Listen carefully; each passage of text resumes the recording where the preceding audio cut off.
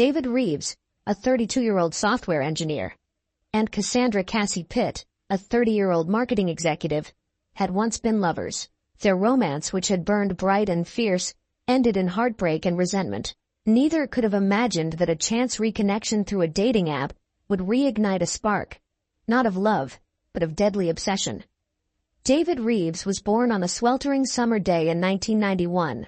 From an early age, it was clear that David was gifted with an exceptional intellect. His parents, both academics at the University of Chicago, nurtured his curiosity and pushed him to excel in his studies. Growing up, David was surrounded by books and intellectual discourse. While this environment fostered his academic growth, it did little to develop his emotional intelligence or social skills. As a child, David often struggled to connect with his peers, finding solace instead in the logical world of mathematics and computer programming. At school, David's brilliance was evident, but so was his inability to navigate social situations. He was often the target of bullies, which only served to deepen his isolation and fuel a simmering resentment towards those he perceived as more socially adept. Despite these challenges, David's academic performance remained stellar, and he graduated as valedictorian of his high school class. David's exceptional grades and test scores earned him a full scholarship to the Institute of Technology, where he pursued a degree in computer science. It was during his college years that David began to come out of his shell, albeit slowly. He joined the robotics club and found a group of like-minded individuals who appreciated his intellect and quirky sense of humor. After graduating from MIT, David landed a prestigious position at a tech startup. His innovative ideas and tireless work ethic quickly propelled him up the corporate ladder. By the age of 28, he was leading his own team of developers, working on projects that promised to revolutionize the field of artificial intelligence. Despite his professional success, David's personal life remained a source of frustration and disappointment. His relationships were few and far between, often ending abruptly due to his intense nature and difficulty in expressing emotions. David's therapist, whom he began seeing in his late 20s, suggested that he might have undiagnosed high-functioning autism, which could explain his social struggles and intense focus on specific interests. As David entered his early 30s, he found himself increasingly lonely and unfulfilled. His parents, now retired and traveling the world, were largely absent from his life. Colleagues admired his brilliance, but kept their distance socially. It was in this state of emotional vulnerability that David would encounter Cassandra Pitt, setting in motion a chain of events that would forever alter the course of both their lives. Cassandra Pitt's story began in the bustling city of Atlanta, Georgia, where she was born in 1993, to Elaine, a high school English teacher, and Desmond, a civil rights attorney. The youngest of 3 children, Cassie grew up in a household that valued education, social justice, and self-expression. From an early age, Cassie exhibited a natural charisma and an ability to connect with people from all walks of life. Her infectious laugh and quick wit made her popular among her peers, while her sharp intellect and curiosity endeared her to her teachers. Cassie's childhood was marked by a sense of adventure and a desire to experience all that life had to offer. Despite her outgoing nature, Cassie harbored a deep-seated insecurity about living up to her family's expectations.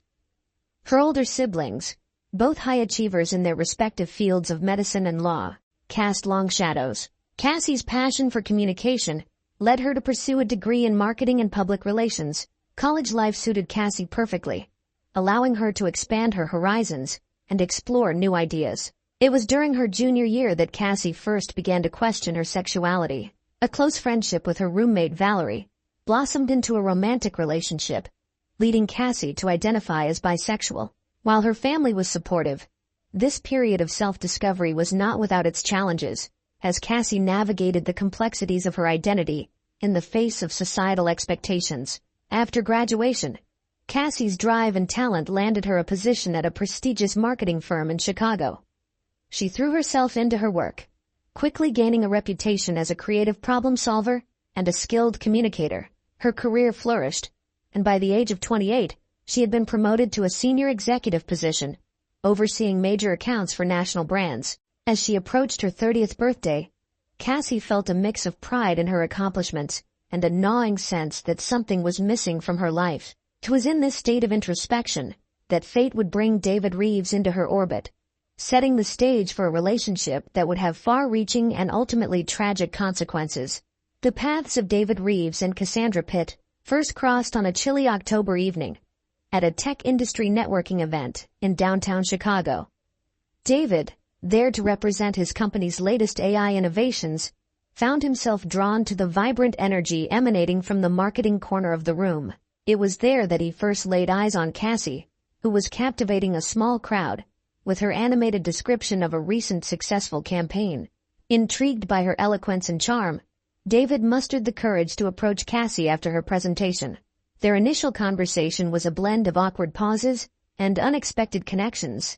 Cassie was impressed by David's depth of knowledge and unique perspectives, while David was captivated by Cassie's ability to make complex concepts accessible and engaging. Exchanging contact information, they parted ways that evening with a sense of potential hanging in the air. Over the next few weeks, their communication evolved from sporadic professional emails to daily text exchanges filled with witty banter and shared interests. Their first date, a visit to the Art Institute of Chicago, was a study in contrasts. David's meticulous analysis of brushstrokes and historical context was balanced by Cassie's emotional responses to the art and her ability to weave narratives around each piece. Despite their different approaches, both found the experience enriching, and the spark between them grew stronger. As their relationship developed, David and Cassie seemed to complement each other in unexpected ways. Cassie drew David out of his shell, encouraging him to experience life beyond the confines of his work and routines. In turn, David's steadiness and intellectual depth provided Cassie with a sense of grounding she hadn't realized she was missing. However, as the initial glow of romance began to fade, the fundamental differences in their personalities became more pronounced. David's need for structure and predictability often clashed with Cassie's spontaneity and social nature. Arguments became more frequent, with David's difficulty in expressing emotions and Cassie's frustration with his perceived emotional distance, creating a widening rift between them. The breaking point came 8 months into their relationship, when Cassie was offered a promotion that would require extensive travel. David, unable to cope with the idea of long distance and change, retreated into himself. His behavior became increasingly possessive and demanding, attempting to control aspects of Cassie's life in a misguided effort to keep her close. Feeling suffocated and recognizing the unhealthy patterns in their relationship, Cassie made the difficult decision to end things. The breakup was messy and emotionally charged. David, unable to process the rejection, alternated between pleading for another chance and lashing out with hurtful accusations. In the aftermath, Cassie threw herself into her new role, using work as a buffer against the emotional fallout. David, on the other hand, spiraled into a deep depression, his work suffering as he obsessed over what went wrong and how he could win Cassie back. As weeks turned into months, their lives diverged. Cassie began to heal and move forward, while David remained stuck in a loop of anger, self-pity, and fantasies of reconciliation. Neither could have predicted that their paths would cross again, or the tragic consequences that would follow when they did. The 3 years following David and Cassie's breakup saw their lives take dramatically different trajectories. Cassie, embracing her new role and the opportunities it presented, threw herself into her work with renewed vigor. Her career flourished as she spearheaded innovative marketing campaigns that garnered industry recognition. She traveled extensively, broadening her horizons and forging new connections both professionally and personally. During this time, Cassie explored her identity further, engaging in a series of relationships that helped her better understand her needs and desires. She dated both men and women, each experience teaching her more about herself and what she truly wanted in a partner. Through therapy and self-reflection, Cassie worked on setting healthier boundaries and communicating her needs more effectively. David, in stark contrast, struggled to move past the breakup.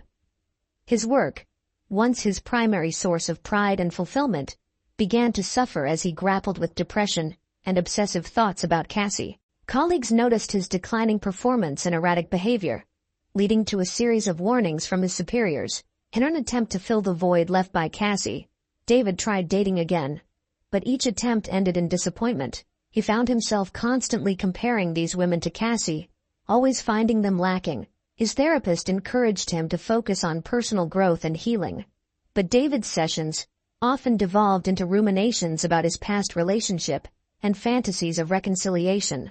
As time passed, David's obsession with Cassie didn't wane, but instead took on a darker tone.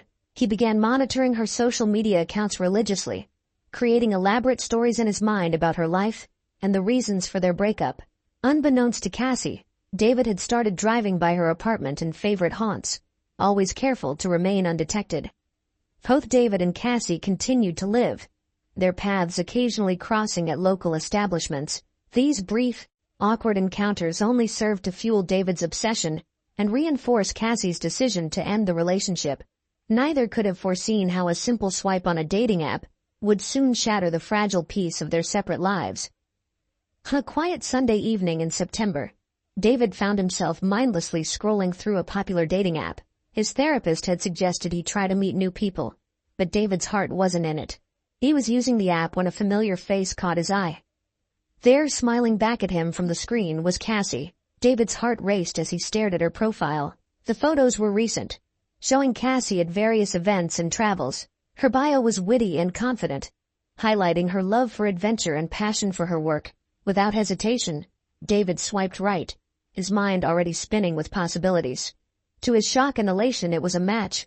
Cassie had swiped right on him too, though her reasons were far different from David's. For Cassie, seeing David's profile had been a surprise, but she had swiped right out of a mixture of curiosity and a desire for closure. She hoped that enough time had passed for them to have a mature conversation, and perhaps even forge a friendship.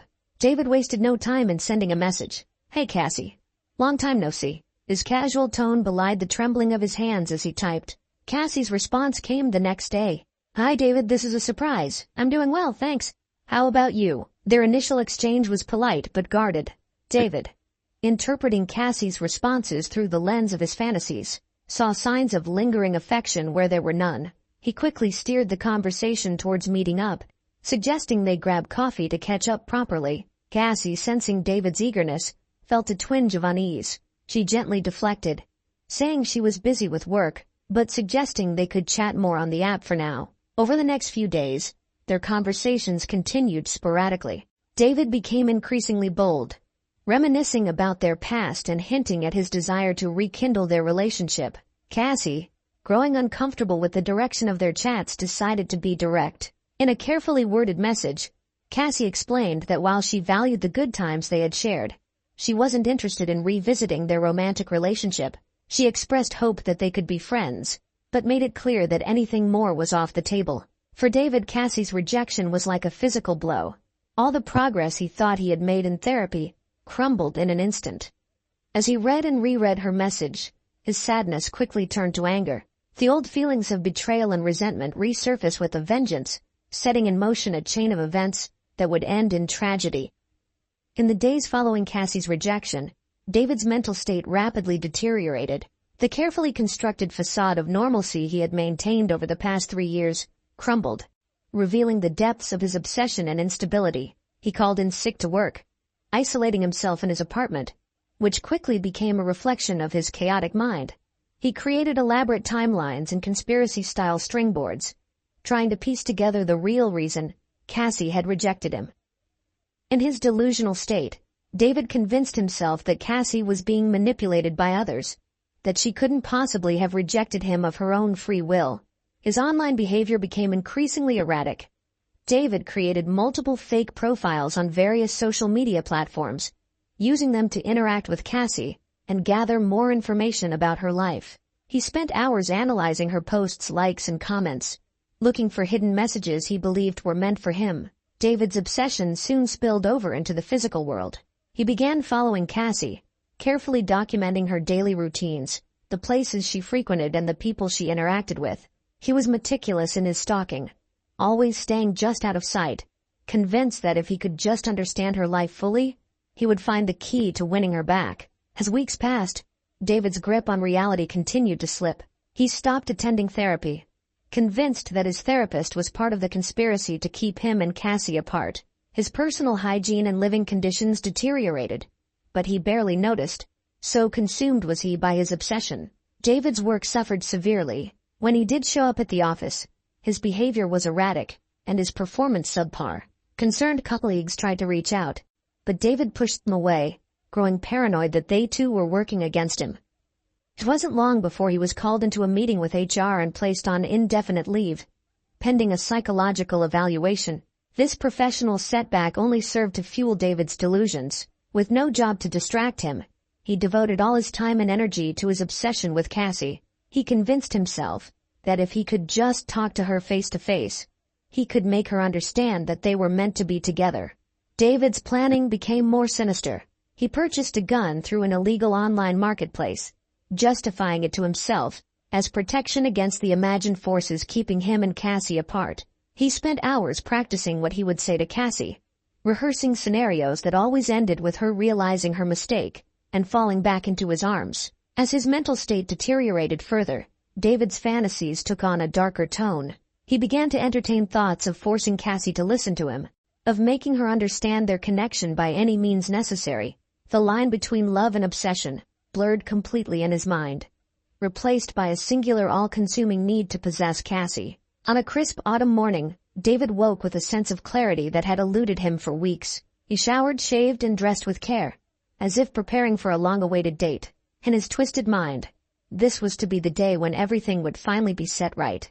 With the gun tucked into his waistband and a bouquet of roses in his hand, David set out to confront the object of his obsession, oblivious to the tragedy he was about to unleash. The morning of October 15th, Cassie Pitt began her day as she always did, with a brisk jog through the neighborhood, followed by a cup of coffee on her balcony. She had no way of knowing that just a few blocks away, David Reeves was watching her through binoculars, waiting for the right moment to make his move. As Cassie prepared to leave for work, David made his way to her apartment building. His heart raced with anticipation, the weight of the gun at his waist a constant reminder of the power he now held. He positioned himself near the entrance, the bouquet of roses clutched tightly in his trembling hands. When Cassie emerged from the building, David called out her name. She froze, recognizing his voice instantly. As she turned to face him, a mix of surprise and fear flashed across her features. "David, what are you doing here?" David's rehearsed speech abandoned him at the sight of Cassie. Instead, he thrust the roses toward her, his words tumbling out in a desperate rush. "Cassie, please, we need to talk. I know you didn't mean what you said. We belong together." Cassie's initial shock quickly gave way to anger. She took a step back, her voice firm as she replied, "David, I meant every word. You need to leave." But David was beyond reason. He advanced towards Cassie, his free hand reaching for her arm. "You don't understand. They've been lying to you, manipulating you. I'm the only one who truly loves you." Cassie's training in self-defense kicked in. She twisted away from David's grasp, her voice rising as she shouted for help and calling the police. The mention of the police shattered the last of David's delusions. In a fluid motion born of desperation, he pulled the gun from his waistband. The roses fell forgotten to the ground as he leveled the weapon at Cassie. Cassie's eyes widened in terror at the sight of the gun. She raised her hands in a placating gesture, her voice shaking as she tried to reason with him. For a moment, David hesitated. A flicker of doubt crossed his face as he stared into Cassie's pleading eyes. But then he caught sight of her phone in her hand, the screen showing a half-dialed 911 call. Something snapped inside him. What happened next was a blur of motion and sound. David lunged forward, grabbing for the phone. Cassie resisted, struggling to break free. In the scuffle, a shot rang out, echoing through the quiet morning air. Time seemed to stand still as Cassie stumbled backward, a look of shock and disbelief on her face. She looked down at the spreading red stain on her blouse. David stood frozen, the gun still clutched in his shaking hand. The reality of what he had done crashed over him like a tidal wave. As Cassie collapsed to the ground, neighbors began to emerge from their homes, drawn by the sound of the gunshot. David, panicking, turned and fled, leaving behind the woman he claimed to love bleeding on the sidewalk. In the distance, sirens began to wail, growing louder with each passing second. But for Cassie, lying on the cold concrete, those sirens would come too late. The tranquil morning was shattered by the arrival of police cars and ambulances, their sirens piercing the air as they converged on Cassie's house. Detective Eliana Vasquez, a veteran of the police department's homicide unit, arrived on the scene within minutes of the first 911 call. As paramedics fought to save Cassie's life, Detective Vasquez began the painstaking process of piecing together the events of the morning. She cordoned off the area, preserving the crime scene for the forensics team. The discarded roses, the shell casing from the fired bullet, and the blood-stained concrete all told a partial story of the tragedy that had unfolded. Witnesses were quickly identified and separated for interviews. A resident of the building had been watering her plants on her balcony when she heard the commotion. She described seeing a man matching David's description fleeing the scene, providing the first solid lead in the case. As the forensics team combed the area for evidence, Detective Vasquez turned her attention to Cassie's background. A preliminary search of Cassie's phone, retrieved from the scene, revealed the recent interactions with David on the dating app. This discovery quickly established David as the prime suspect. The investigation expanded rapidly. Detectives were dispatched to David's apartment and workplace, while others began the process of tracing his movements in the days leading up to the shooting. His recent leave of absence from work and erratic behavior painted a picture of a man unraveling. Interviews with Cassie's friends and colleagues revealed the history between her and David, shedding light on the toxic nature of their past relationship and David's inability to move on. Each new piece of information added to the growing profile of David as a dangerous and unstable individual. The search for David quickly escalated into an intense manhunt. As dawn broke on the second day after the shooting, law enforcement agencies from across the state joined the effort, transforming the quiet suburb into a hive of police activity. As the manhunt entered its third day, a breakthrough came from an unexpected source. A homeless man reported seeing someone matching David's description entering an abandoned warehouse on the outskirts of town. The tip was initially met with skepticism, but given the lack of other leads, Detective Vasquez decided to pursue it. A tactical team was assembled, and in the early hours of the morning they moved in on the warehouse. The tension was palpable as they methodically cleared the building, the silence broken only by the crackle of their radios and the echo of their footsteps on the concrete floor. In a dramatic turn of events, David was found, barely recognizable from the man in the widely circulated photos. Disheveled, malnourished, and clearly in a state of mental distress, he offered no resistance as he was taken into custody. Detective Vasquez, bleary-eyed but determined, conducted the initial interrogation. David, still in a state of shock, alternated between periods of eerie calm and emotional outbursts. His ramblings about conspiracies and his delusional belief that he and Cassie were meant to be together painted a disturbing picture of his mental state. Within hours of his arrest, David was assigned a public defender. She immediately requested a psychological evaluation, setting the stage for what would become a central issue in the case: David's mental competency to stand trial. As the legal proceedings unfolded, a team of forensic psychiatrists began the arduous task of evaluating David's mental state. Their findings would be crucial in determining whether he would face trial or be remanded to a psychiatric facility.